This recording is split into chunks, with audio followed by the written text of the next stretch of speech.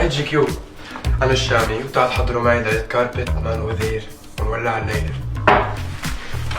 كوني مان أوذير على عمر ال 23 سنة كان في عندي مشاعر كتير مختلطة، بالأخص لما كنت أنا بالتصوير وجي كيو كتير أذكياء بكيف يطلعوا الشي اللي مخبى فيك بصورة.